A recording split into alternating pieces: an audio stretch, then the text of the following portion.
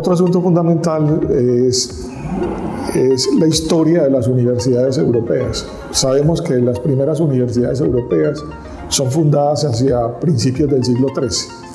Entonces tenemos ya un desarrollo muy grande en las investigaciones que se hacen en general de las obras que llegan tanto de la antigua Grecia como de los árabes. Copérnico es un conocedor de primer orden de la astronomía árabe.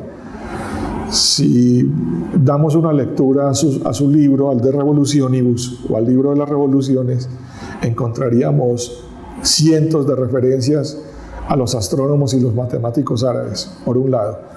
Por otro lado, los árabes fueron los principales desarrolladores de la astronomía de Claudio Ptolomeo.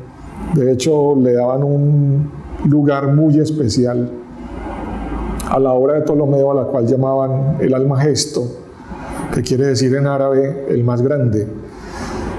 No es el título que le dio Ptolomeo a su obra. Ptolomeo a su obra le dio el nombre de sintaxis matemática, que quiere decir algo así como composición matemática del cosmos. Los árabes le dieron el nombre de Almagesto, el más grande, porque reconocieron en él el astrónomo matemático más grande de la antigüedad.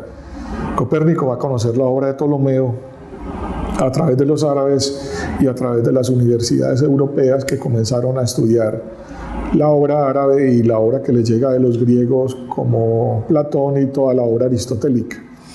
Eso va a ser fundamental porque a Copérnico le llegarán dos tradiciones astronómicas. Por un lado, la tradición aristotélica y las explicaciones de Aristóteles de la composición del universo por esferas, y por otro lado, las explicaciones matemáticas de los movimientos celestes por parte de Ptolomeo, que es el instrumento matemático para explicar las irregularidades de los movimientos planetarios, particularmente la retrogradación planetaria, es decir, que nosotros veríamos los movimientos planetarios en la misma dirección en que vemos el movimiento del Sol y la Luna, en la misma dirección en que vemos los movimientos de las estrellas en general, que serían de oriente a occidente.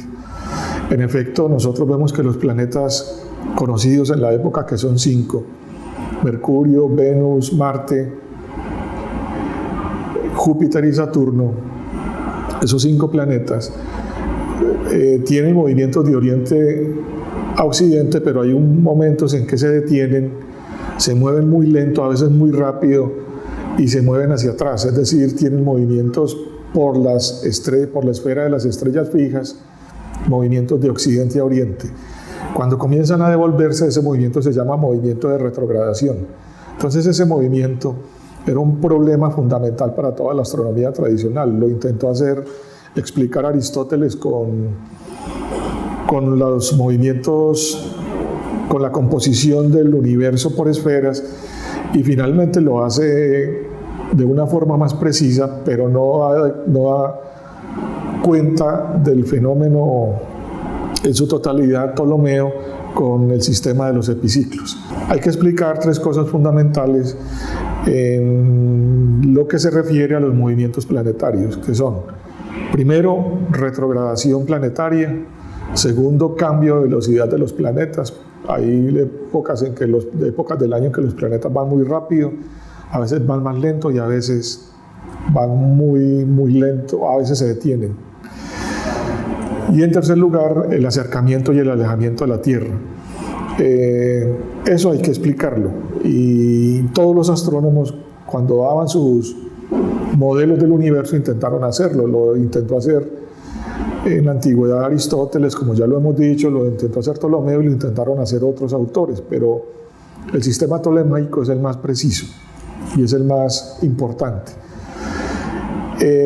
Dentro de las universidades europeas hay importantes estudios tanto de la obra de Aristóteles en física celeste como en la obra matemática de Ptolomeo. Es decir, es dentro de las universidades donde se van a conocer esos modelos planetarios y se van a dar a conocer las explicaciones quedan Aristóteles y Ptolomeo, en particular de los fenómenos irregulares que se observan en los movimientos de los planetas. Eso va a ser fundamental, porque a nosotros nos dan la idea de que los medievales no hicieron absolutamente nada y que no hicieron sino repetir incesantemente la obra de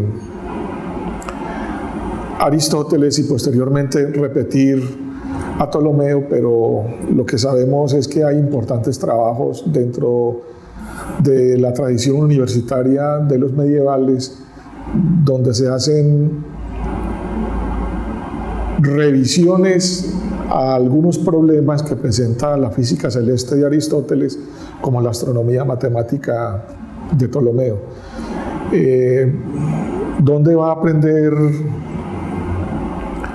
Copérnico la tradición tolemaica? La va a conocer en las universidades italianas, es decir, en las universidades, nosotros diríamos en las universidades renacentistas italianas, pero en general el fenómeno del Renacimiento, aunque sabemos se origina en Italia, pues se va a propagar por toda Europa, y así como llegan a Italia textos árabes y textos griegos antiguos, esos textos llegarán también a la Universidad de París, por ejemplo, llegarán a universidades españolas como la Universidad de Salamanca y llegarán también a Inglaterra, a la Universidad de Oxford. Oxford va a ser muy importante en el proceso de traducción de obras griegas y de obras árabes, como lo será también Salamanca y lo será también la Universidad de París y otras universidades en Europa.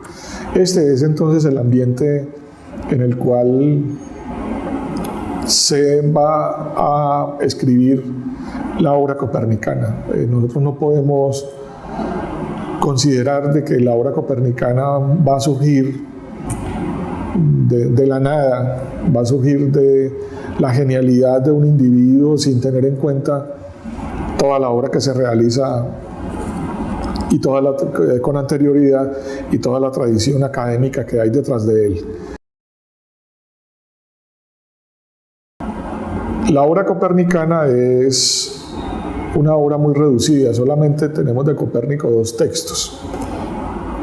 El texto que ya citamos, el de Revolutionibus Orbium Celestium, vamos a decirle de aquí en adelante el de Revolutionibus. Lo vamos a decir en latín porque la tradición académica usa generalmente el término de Revolutionibus más que el término de las revoluciones.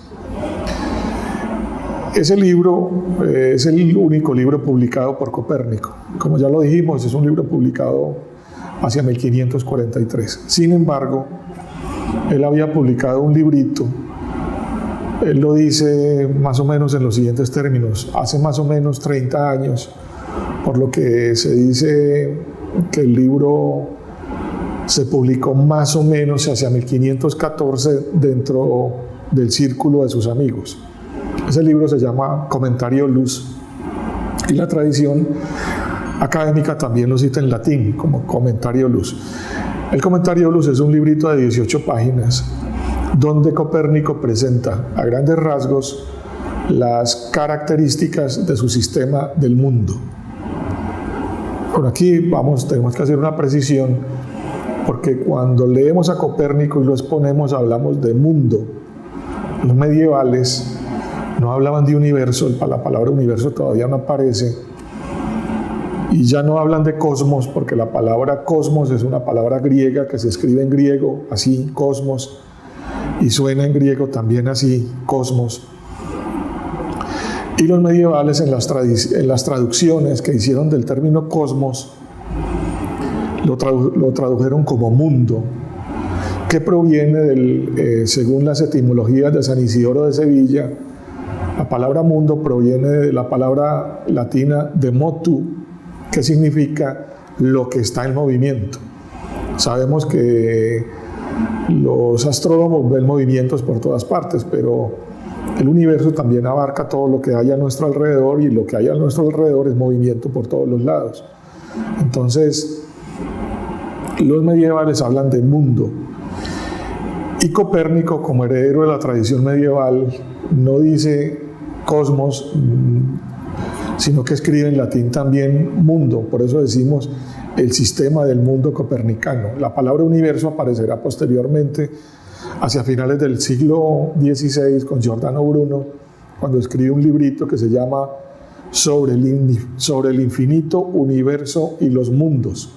Entonces habla del universo infinito, y los mundos son cada estrella que hay en el cielo con sus propios planetas, o sea, cada sistema solar. En la obra de Copérnico, nuestro sistema solar es el cosmos completo, es decir, es el mundo, es el universo. El universo copernicano va desde el centro, que es el Sol, o más o menos ubicado en el centro, hasta la esfera de las estrellas fijas. Es decir, el universo está limitado por una esfera llena de estrellas con un grosor determinado, y más allá hay absolutamente nada. Es decir, el universo es finito, ubicado en la nada. No podemos decir todavía en un espacio infinito, porque todavía ellos no tenían geométricamente esa noción, porque no tienen todavía la geometría necesaria para poder explicar la naturaleza de un universo infinito, o al menos para hacerla comprensible a nuestro entendimiento. Necesitaríamos una geometría de la infinitud que va a ser descubierta o fundada o escrita por primera vez por Descartes, que es la geometría analítica, que es la geometría en la cual nosotros podemos reemplazar el espacio y en el tiempo como coordenadas infinitas en coordenadas XY para ubicar móviles, movimientos, espaciotemporalmente. Pero todavía en la obra de Copérnico nosotros no tenemos una geometría necesaria, la geometría necesaria para poder explicar la naturaleza infinita del universo, o al menos para que la podamos entender como nos lo presenta posteriormente Descartes.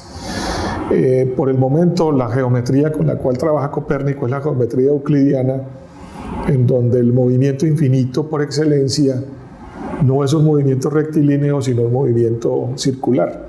Así que la representación de la infinitud se da como un círculo. Por eso el universo o el mundo de Copérnico es esférico. El universo va hasta la esfera de las estrellas fijas. De ahí para arriba no hay absolutamente nada. Entonces, el universo copernicano o el mundo copernicano coincide con nuestro sistema solar. Ya necesitaríamos la apertura del pensamiento de Giordano Bruno cuando habla de universo infinito, pero eso es más adelante, como la geometría analítica para poder entender la infinitud del universo. Es en el Commentariolus donde nosotros vamos a tener entonces los primeros rasgos del sistema copernicano, del sistema del mundo copernicano.